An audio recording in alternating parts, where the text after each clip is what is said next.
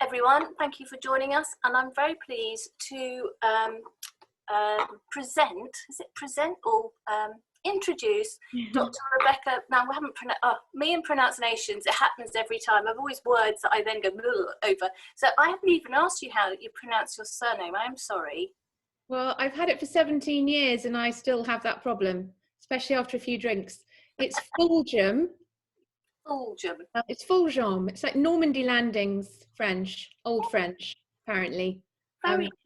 Maiden name's Parker. I'm a farmer's daughter from Wetherby. Ah. Good maiden name, if you like, or just Becky.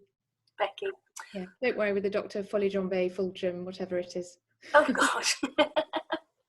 So today is slightly different for us because normally we talk about one of the chronic conditions that we cover at Talk Health.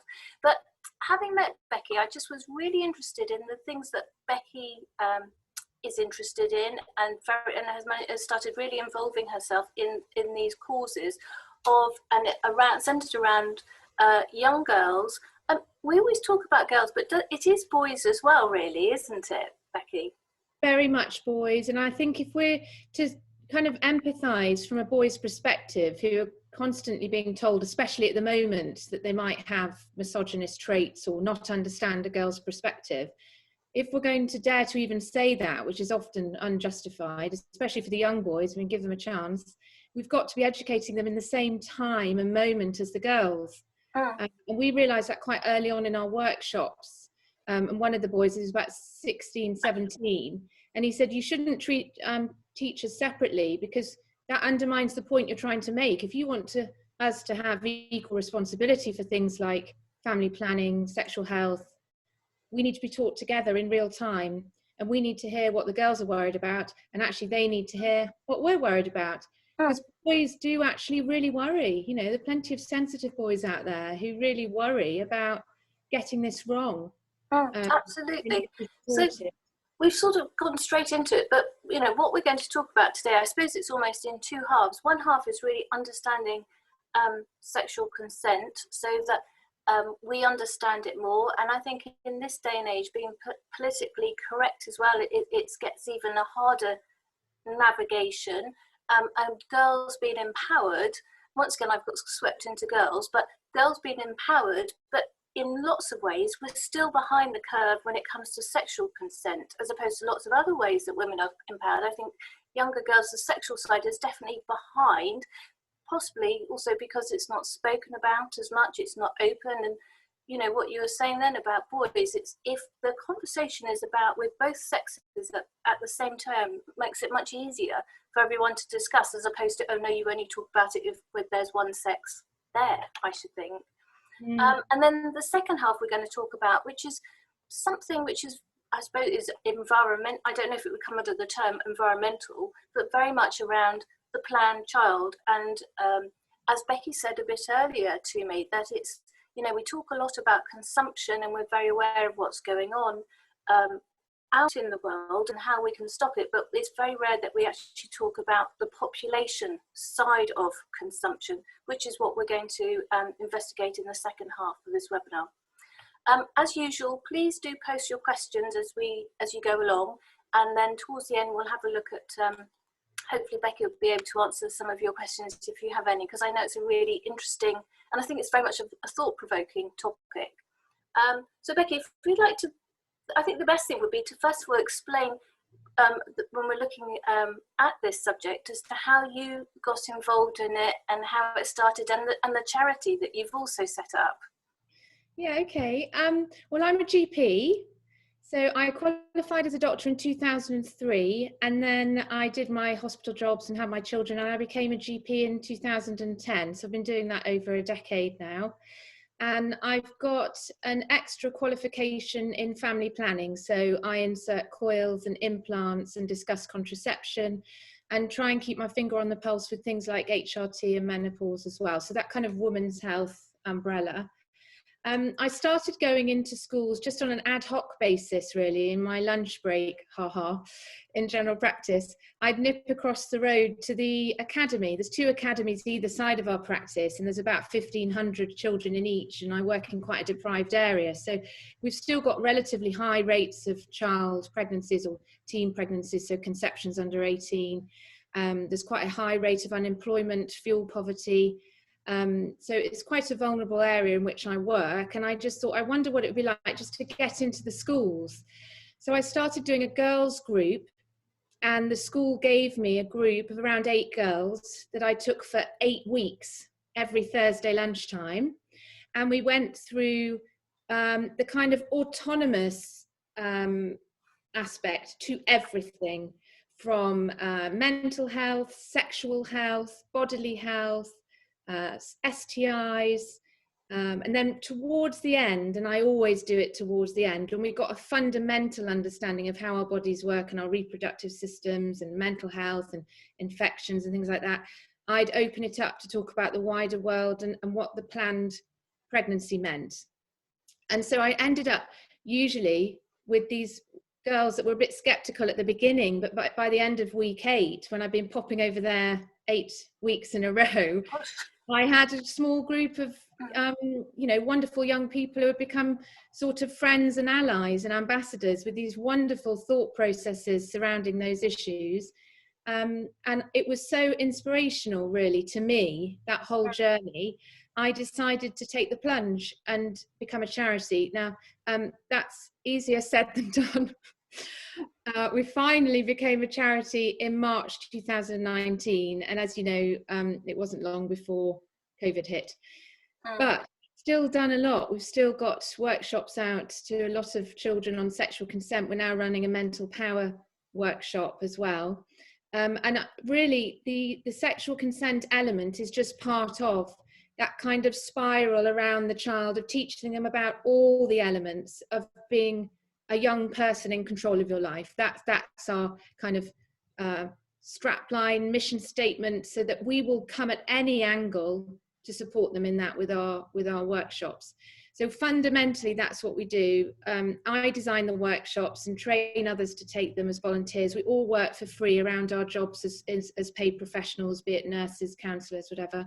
And we go into schools and take small groups. We talk about sexual health, STIs, mental health, but in quite a structured way. So we have to illustrate their learning, because they are in quite a didactic environment now and quite results led. But we've risen to that, rather than saying, oh well, they shouldn't be doing this, they haven't time. We've kind of justified the fact this is a really important area, and the government has too. So they've brought out their paper on that as well. So it's been really good fun. We're a new charity, but we're gaining momentum all the time and making lots of lovely connections with sexual health consultants, sexual nurses, mental health nurses. It's just been, really lovely journey. I'm very excited to be on it. So what do schools teach? Because I think, a lot of the problem with these things is that as a parent or as a grandparent, you sort of assume from your own days being back at school that you were taught a lot of this, because I know lots of things have sort of disappeared out of the standard curriculum. So are these things not covered at school at the moment? It's becoming, if not already become, I know COVID halted it a little bit, a statutory requirement to teach all secondary age school children around sexual health and relationships. So it is now required. And it's a matter of opting out, and a parent opting out with legitimate reasons only. So it's assumed that all secondary school age children will get this teaching. It's how you do that, that's the problem. And not all schools can afford the resource of bringing in organisations that aren't charitable, or they're using or trying to use their existing teachers who are learning this new content. So, and unfortunately, it's not just the human biology teacher, because that would seem to make more sense. It can often be teachers that teach history or geography, but happen to also do the life lessons and the RSE lessons. I don't doubt for a second that whichever teachers take it on, they do a good job and there's good resources for them. But how they fit it in is tricky. They're already incredibly busy professionals. And also, the more we ask young people, the more they prefer someone else to come in and talk to them about it. It kind of opens up another part of their brain. There's a little bit of a novelty factor. They feel that they're more able to speak more freely. You can make it a bit fun and a little bit in breach of the usual school structure. And you just kind of shine a bit of a light on it, really, and that tends to make it more, better quality teaching. But you can't create that overnight. No, so exactly. They should be doing it, but it's how you do it that's the problem. And I think quite often with these things, if you're getting an external person in, it means the children don't feel they have to. The young adults feel they have to be the person that they are during school, if that makes sense, because there's no preconceived idea of that young adult. Exactly. And I like to ask, where possible, that they're dressed down or in their games kit. And if you've got bean bags, roll them out and get the windows open and make sure they've had something to eat and drink. You've got to get people comfortable to learn, haven't you? And I think we will get a bit frazzled sometimes. And also the other joy of bringing the outside in is it flips on its head when they go from the inside out to real life. And that's when you want them to carry that learning with them and go, oh, remember that when that strange woman came in and gave us that teaching? They tend to remember it better when it was unique in their school day. It kind of jumps out in their memory. And it was interesting what you were saying about it is everywhere and the conversation is growing, which is brilliant. But that doesn't necessarily mean that that young person knows what to do in the heat of the moment. It's a bit like that phrase, pass your driving test, then learn to drive. Or when you're at medical school, you're like, right, I am a goddess in pancreatitis, because you've done all your work and you've done your junior case presentation and you've had your friends test you on it, and that first case and that first scenario blood result question that comes out that patient's mouth, and you just stand there and think, I have no idea what to do. And it's just empowering children that firstly adults feel like that, but also it's very difficult to put theory into practice, and every single situation is nuanced and strange and different to the one before, because there's a burden on young people to get it right first time, because if they don't, social media will hang them out to dry, or worse still, the law. And it's a burden on them. So what we try and make them feel is that they have all the information. They'll make a hell of a lot of mistakes, just let's hope they're little ones, and that's how we learn. There's no reason why you can't apply that strategy with consent teaching, because you need their attention. You don't want them sitting there frightened to death, because they won't be learning. Absolutely. So I think that you have, is this appropriate time to go into the slides that you have to sort of show what you do going to schools? But just very quickly before that, so if a school were looking at this, would it be appropriate that they would contact you to say, could you come in to do a presentation? Is that how it works, or? That's exactly how it works, Catriona. Yeah, definitely. We tend to focus on state schools where we can and keep it free at the point of access. My personal teaching and our focus of the charity is local, because I'm a North Nottinghamshire GP and we only have a short piece of elastic, and there's a great need in this area. But already if someone were to approach me from another area and, for example, wanted me to train them up or give them the content to be able to take it to their own school, that's fine, because we'd rather just spread the learning far and wide if we can. But as regards to our actual current charity activity, that is within the North Nottinghamshire area, and our website, our new website that goes live at the end of this week, will draw a line around that. But anyone watching from any area can contact me and we can start a conversation as to how to do things where they are. Okay, brilliant. Great. Well, we'll post all the details onto our website as well, so people can access it. So yeah, so if we want to go through the slides, would be great. Okay. So you are now in my workshop. Let me just minimize this. Okay. So what we do is we try and teach consent in the law. So the age of consent to any form of sexual activity in the UK is 16. And what I tend to find is that every child in the class can parrot that off very quickly. Under 13s cannot consent to any form of sexual activity, even if they're saying yes to it. And under 18s cannot consent to sex with a person in a position of trust or care. So you think that sounds fairly straightforward, don't you, really? But then you give them some scenarios. So 2 15-year-olds having sex, both consenting. And then I ask them, right, okay, so is that legal? And they will look at each other and say, oh, no, it's not legal. So are they going to go to prison, those two? And that's where you start to hit the nuance and the real life element.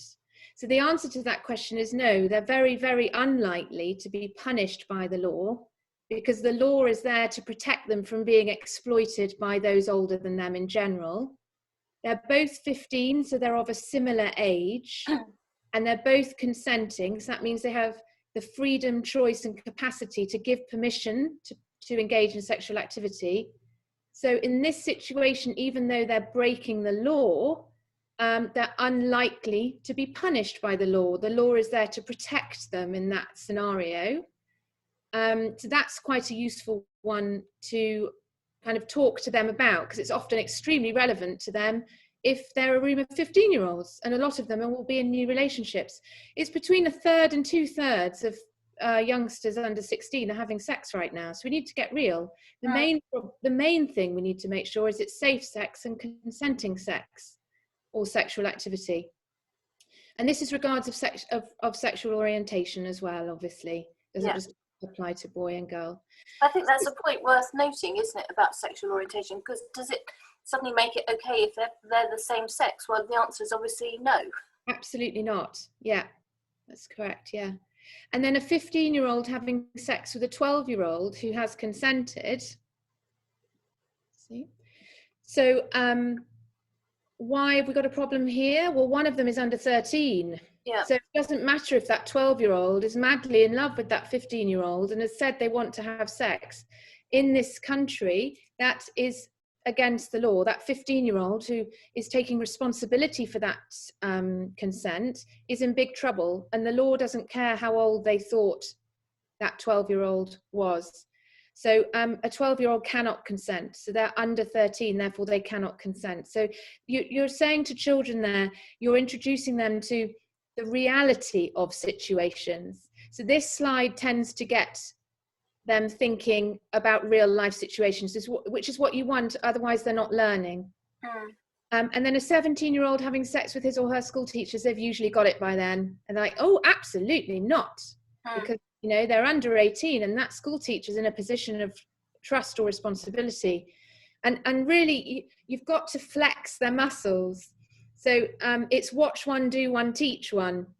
That's the medical mantra. And you want those kids to be getting to the point where they could say out loud and teach their mates when they leave and kind of show off what they've learned, because that's how you know that, you know, it's gone in.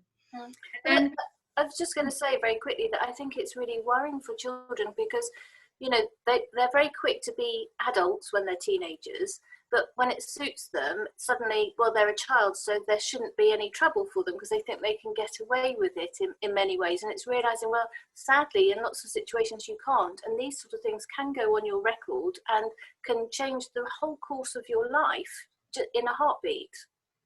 They can, and it's worth, I say to them always after the consent sessions, just flipping that on its head so that they feel more confident, is that you're not breaking the law at any age if you're worried about having sex or pregnancy or termination of pregnancy at any age in seeking help. So if you presented at a sexual health clinic age 12, for example, you're not breaking the law. If you rang them age 14 with an unexpected pregnancy as a result of having sex, you're not breaking the law. You should always, always think about your own health and safety and well-being rather than the law in those situations. So they're never breaking the law, regardless of their age, in seeking help about having sex or pregnancy-related issues. Because they sometimes stop seeing the wood for the trees, don't they? And especially when things are sensationalized, it's a lot of noise. You tend to go into a kind of emotional thinking pattern rather than a sensible one. So what I'd want is for that young person to plant both feet on the ground and say, hang on, I'm in trouble. It doesn't really matter how I got there. I need to go get help now, and I'm not going to get in trouble for getting help. In most scenarios, that's what we need them to feel. Yeah. But they need to be taught that. Somebody needs to tell them that. That's the thing, isn't it? Definitely. Or they could shrink back into themselves and get into even more trouble than they're in already. Especially with social media. I mean, it's the equivalent of pouring petrol on a fire, isn't it? Yeah. Social media. On fires that otherwise would have snuffed out, which is even more heartbreaking. But don't get me started on social media, Katrina. Right, so I like this video. We use loads of videos, but I like this video because it's got the divine Sean Connery in it. Rest in peace. You're quite a girl, Pussy. I'm strictly the outdoor type. I'd like to think you're not in all of this caper. Skip it. I'm not interested. Let's go. What would it take for you to see things my way? A lot more than you've got. How do you know? I don't want to know. Isn't it customary to grant the condemned man his last request? You've asked for this.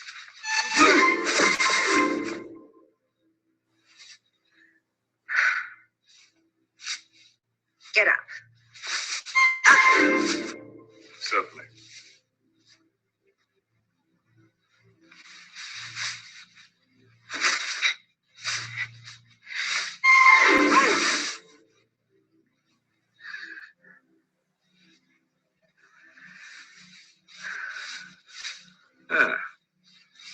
Now let's both play.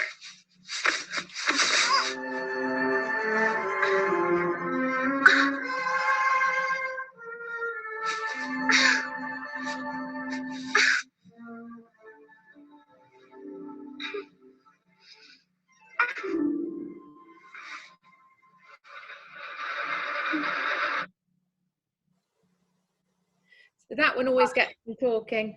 It's quite shocking when you've taken it out of context, and even though with the kind of jolly music on it, you realise, oh my goodness. Yeah, divinely sexy looking man in lovely sharp suit who also happens to be James Bond. But actually what he's doing is trapping her in a room that she's originally tried to leave, manhandling her into a position where he's in a position of strength to enforce a kiss on her. Now, it's really interesting and brilliant that it's about half and half divide, because we get to pick stations, consent or not consent. And half go to consent. And I love talking to them. And they say, yeah, but she really enjoyed it in the end. Like, yeah, well, you know, he's James Bond. I'm sure he's not a bad kisser. But what did she actually do? And then one of them will say, she gave in. Yeah. And that's when we say, is giving in consent? And then they all whoosh to the no consent. Yeah. And it's that head dropping, isn't it? Sometimes you don't even know that people are breaching your guard, your space, do you? Yeah. And I think also the fact is, how do we know that she didn't just give in because she realised it was a safer option? You know, how many people give in because it's a safer option not to fight? And I have heard with people in these circumstances, you just go into freeze mode. And so you do nothing. And I think there's a lot of things where people say, well, they didn't fight, they didn't say no, but actually the person has frozen inside and isn't capable of saying no or pushing away. Absolutely. Absolutely.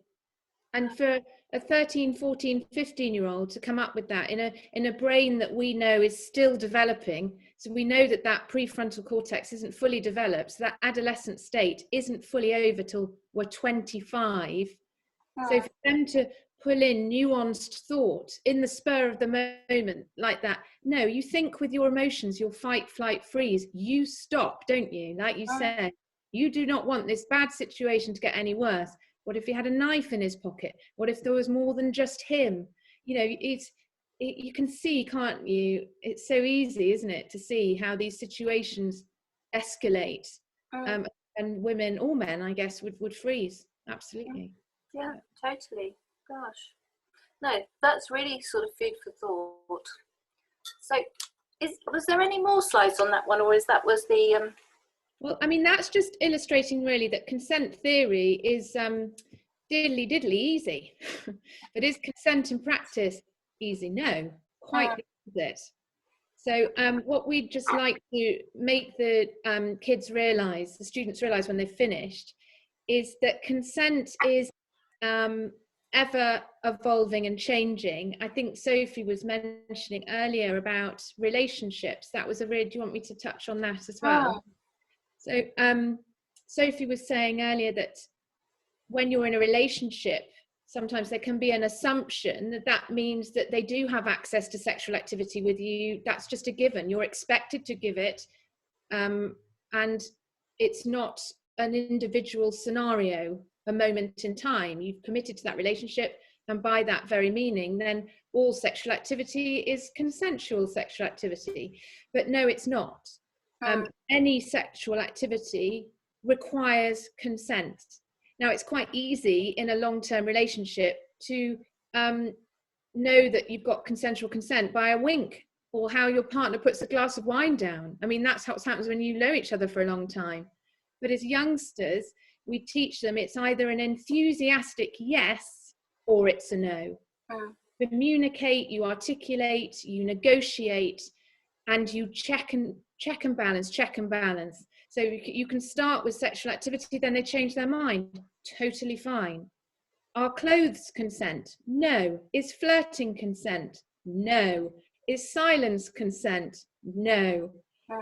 And it's just teaching them those fundamentals. It's an enthusiastic yes or it's a no. Yes, when you're in a relationship, you don't have to make quite such a fanfare about it to avoid positions of risk. But like that story in The Archers with Rob and Helen, you know, he raped her within a marriage. That was still rape. It makes no odds, does it, whether they were married or not? So all sexual activity has to be consensual every time. And you can change your mind halfway through. Halfway through, start naked. We show them lots of funny videos and press pause, like, changed your mind, is that okay? And some of them will say no, like, it's totally okay. Yeah, gosh. It's just planting that seed of them having the strength to say no when they want to say no. And very quickly, before we go on to talking about the sort of second half of the unwanted child bit, is the role of the internet. You know, because we put here the role of the internet in young people's relationships in 2021, and it plays such a huge factor, doesn't it? It's the devil, isn't it? I mean, the influence it has on our children and young people, unfortunately, is much more negative than the influence it has on us as adults. Because if we are law-abiding, happy, balanced people, the internet's amazing. It's so useful. It's so interesting. But in the wrong hands, it's lethal. It's responsible for rapidly escalating rates of deliberate self-harm, suicide, low self-esteem, eating disorders. It's implicated in the amplification of most problems, like I was saying, that should have gone away, are amplifying into enormously stressful scenarios for young people. And because the internet's fast and furious and not related with any human connection, it triggers all the wrong hormones in our bodies. So if me and you now, if we're connecting in a conversation, we release lovely hormones like oxytocin that we release when we're breastfeeding, for example. You go on the internet and it's just dopamine hit, false reward system, bang, straight to the top, straight to the bottom. You go from likes, but not enough likes, or no likes. You go in this kind of wild, really overwhelming, exhausting journey. Children don't use the internet like adults do. So, I mean, I argue every day that they're not old enough to be using social media and the internet under the age of 16. And the preteen girl, especially if you watch horrifying films like The Social Dilemma on Netflix, the preteen girl rates of suicide have gone up by over 100% in America. Gosh. Directly related to the past decade when social media started to enter every household and every child's hand. We're not doing enough about it. No. So I think my basic advice would be, we're working quite hard towards parent workshops next year. And my basic advice would be, do not put a phone in the hand of your daughter under the age of 14. Non-negotiable. This is not up for debate. They don't need it. And it's about risk and benefit, isn't it? The risk of putting a phone in a girl's hand under the age of 14 far, far outweighs the benefit. And you just need to scratch the surface of statistics to see. Yeah, but sort of, it's like good luck with that argument, isn't it? I mean, you have to be a very strong parent not to kind of give in, for want of a better word. But if we do it en masse and it becomes acceptable that 14 is the age, I remember 13 was the age where you could possibly get your ears pierced. It's like those standard things that happen at ages. If we could move it up to 14, how amazing would that be? It would be amazing. And I'm with you. My teenagers have phones because I feel and know children need to belong. And they've been very lonely, especially over the past year. And let's face it, it's all they've had, really, isn't it, to see their friends? But I'm pretty militant about how much of their phone they're allowed. And actually, maybe I would be tougher if I could do this chapter again. Wouldn't it be great parenting if you could have another run up at it? I'd probably stand my ground and say, you can borrow mine. But I wasn't strong enough because I didn't have the information or feel I could exercise it. I feel exactly like every other mum on this. But to protect generations coming up, like you say, if all of them were off them, it wouldn't matter. It'd be a big deal. And I think there's always the argument, well, she needs to have a phone so I can always know where she is or whatever it is. But when they're that young, you should know where they are anyway. That isn't the sort of reason, is it? I mean, so they have a Nokia brick for that. They don't need £1,000 smartphone. Yeah. I mean, we've got ourselves in a old mess. Totally. So, shall we move on to the planned wanted child? Because I know that you've got quite a startling video clip for us to see. I have, and I just want to say to those who are here, don't feel too depressed. But I'm starting with the depressing bit, and then we're going to work back up from there. Oh, good news. My new colleague, I'd love to call her a new friend, actually, Sofia Pineda. I don't speak Spanish, sadly. She's produced this film with Moby, the singer. She's a doctor and environmentalist and campaigner, enormously talented, wonderful girl. And she made this film. So I'll show you the trailer and see what you think.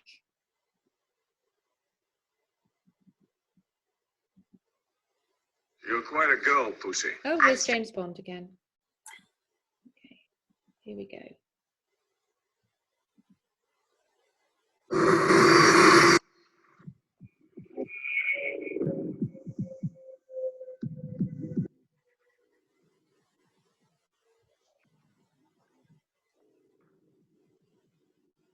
In the past, there have been 5 episodes of mass extinctions in which the majority of the plants and animals of the planet were wiped out.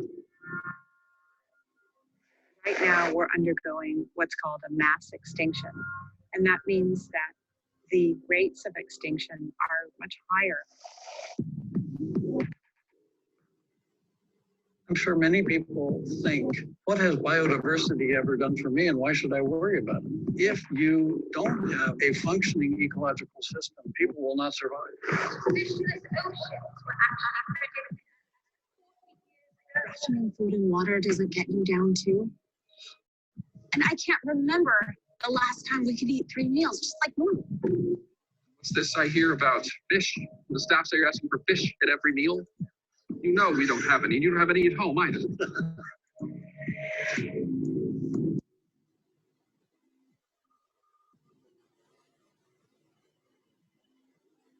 want us to stop treating this planet like a garbage dump. And I want us to stop pretending that there is some like plan B. We are destroying the only home that we know of in the universe that will support life.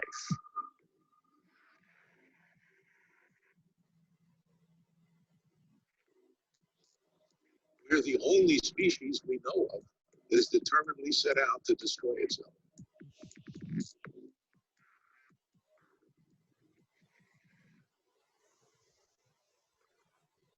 Gosh, it's quite stark, isn't it? It's stark, it's fact, but it's how we swallow that fact now, isn't it? So the planned wanted child is something that has a lot of thought behind it, you know, those few words. It tends to make you think, well, obviously you'd only have a child if you'd planned and wanted it. But actually, there's 272 million women across the world as we speak now who have no access to family planning. So they are being exposed to or suffering, you could argue, unplanned, unwanted pregnancies every day in the thousands across the world. So that's the first massive injustice. So even if they wanted to plan their child, they don't have the ability to do that because they don't have access to contraception. Then you put it into situations like what we have in the UK or America, for example, where even with access to contraception being as good as it is, even better here with our free healthcare and our free contraception, we're still having up to 50% of our pregnancies are unwanted or unplanned. Wow. Even in this area, even in 2021, we've still got between 18 and 32 per 1,000 children getting pregnant, and 50% of those are resulting in abortions in children, which is the highest rates we've ever had. So we are not illustrating any type of, well, any level of exercising control of ourselves and our access to contraception that we should be, given the quality of the healthcare and the access to contraception we have in this country. Wow. So we aren't getting it as well as we could.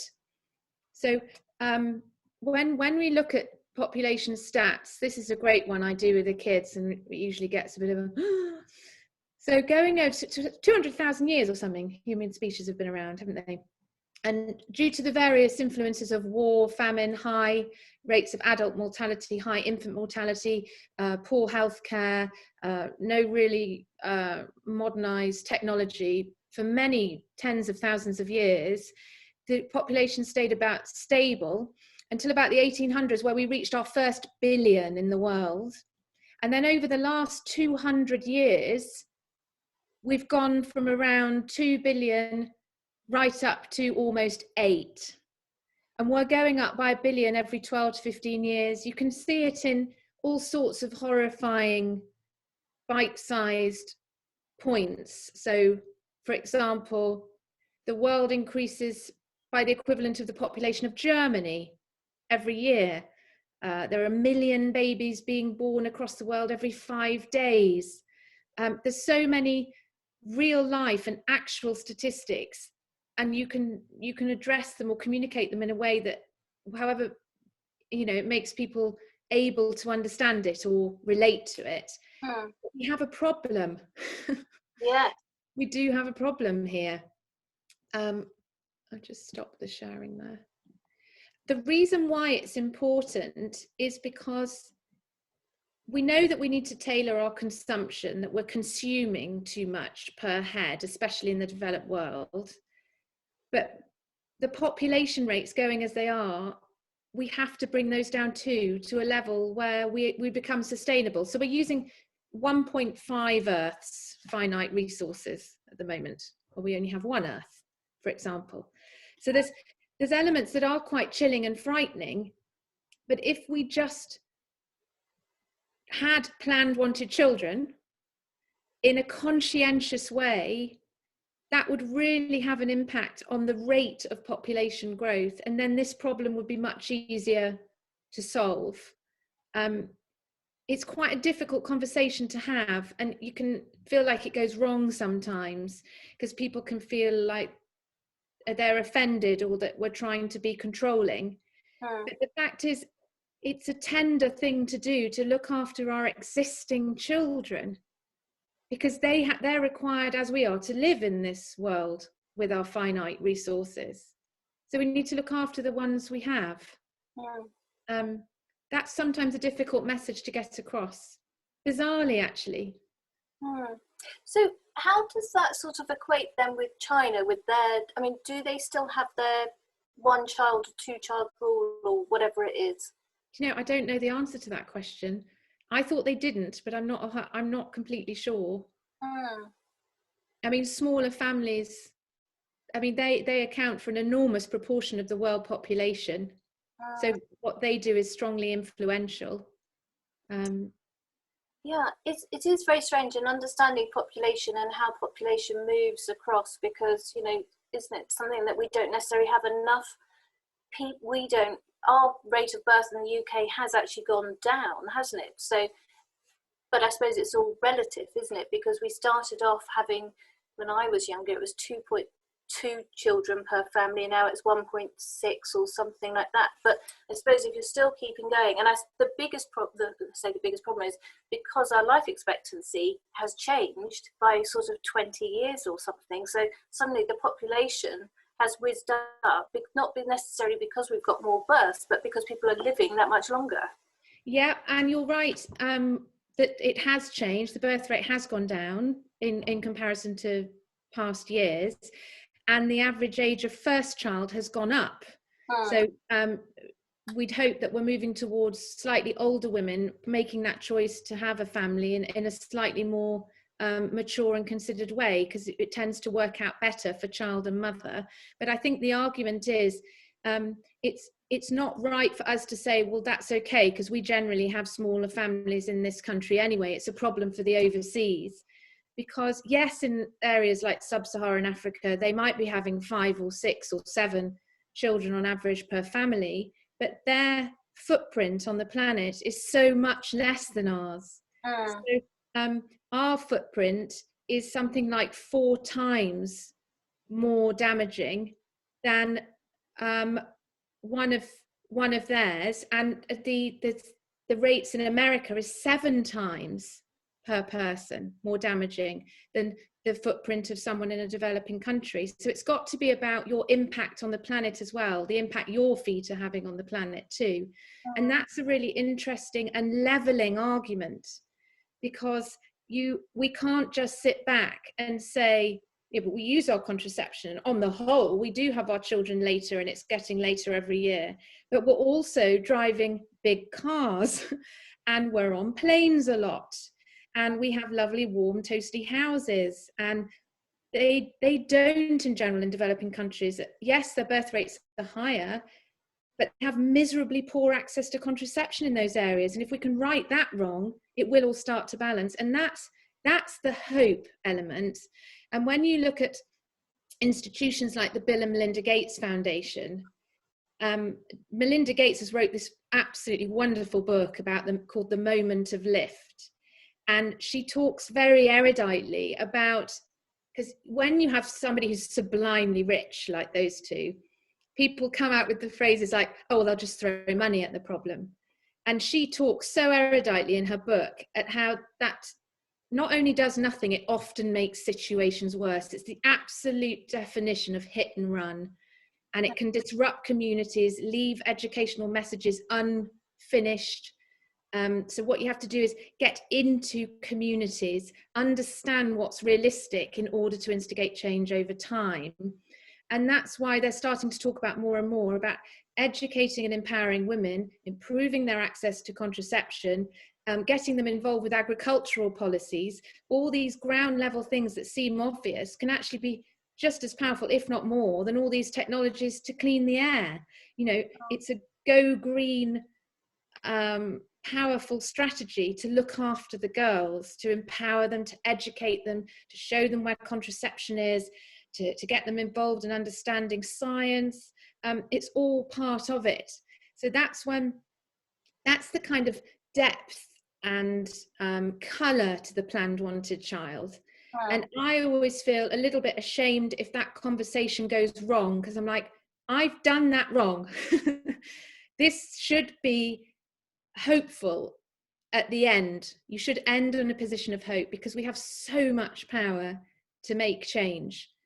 So when I bring it to a classroom level, that's what I want the girls going away, bouncing, a spring in their step.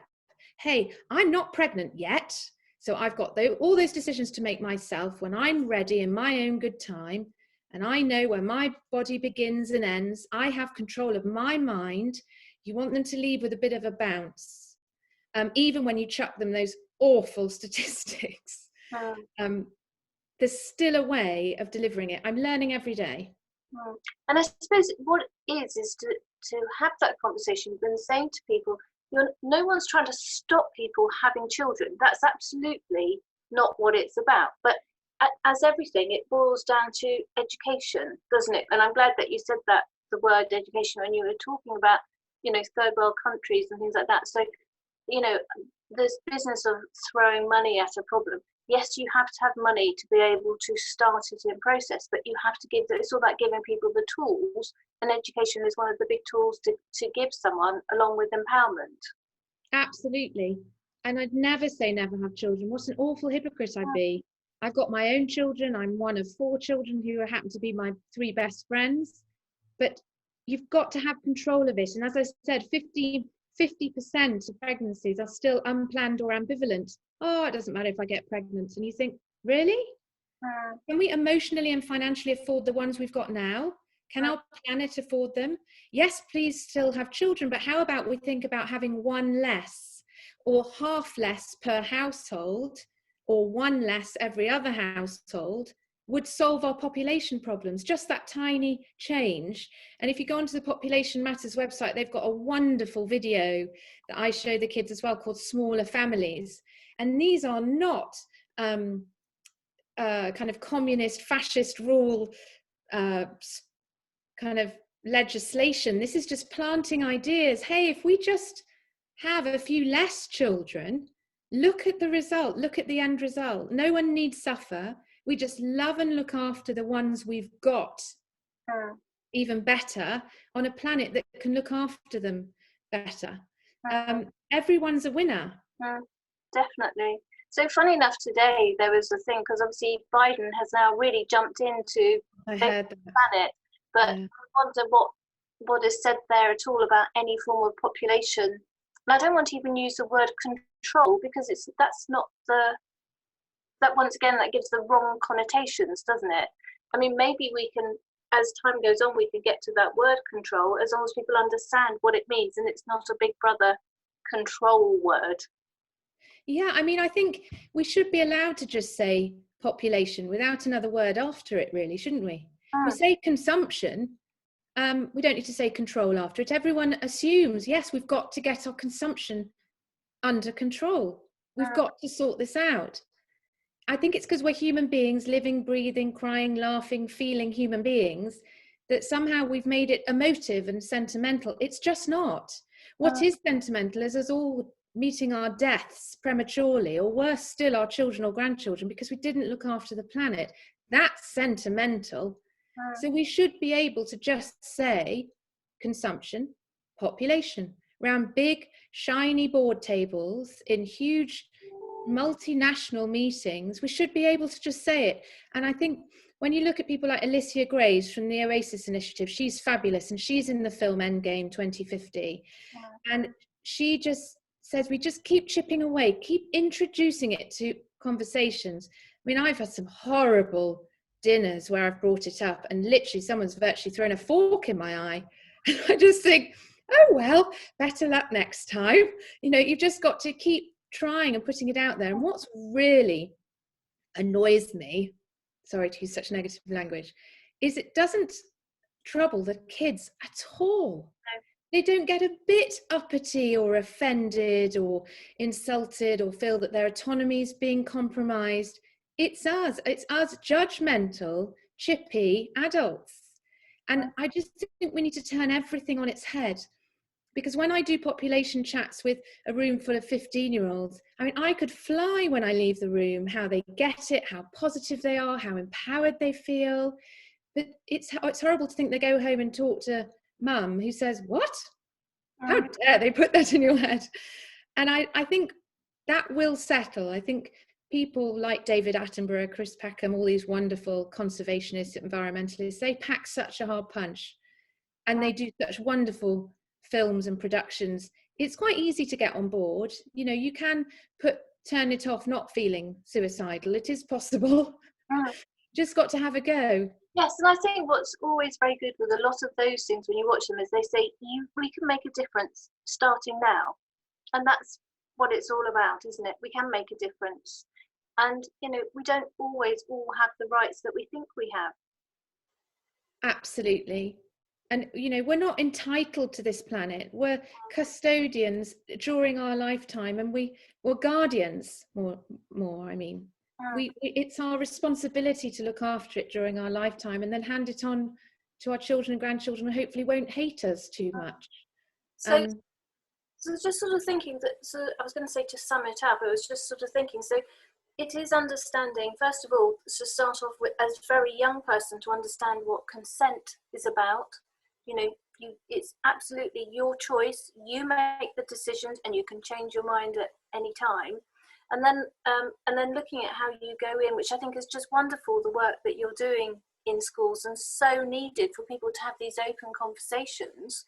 And then moving on to say, well, okay, the next thing is, you know, if you do give consent, is it really, are you ready to have that child now? Can you afford to have that child? Can you afford to have that child in the micro and the macro sense, from your own localization of your own family unit through to looking at the consequences on the world footprint, etc. Absolutely. You can come do my job. Just let me know when you're free. Anyway, it's been so lovely talking to you, Becky. It's just really interesting, and I think that once people have got their head around the idea and the concept, how one can start really buying into an understanding and a feeling of empowerment and responsibility. Absolutely, and that's the good thing. That's the note to end on, because it's really infectious. Everyone wants to be a part of that. So yes, thank you so much for having me. I've really enjoyed it. Great. Thank you so much. Thank you everyone for joining us. Bye. Bye.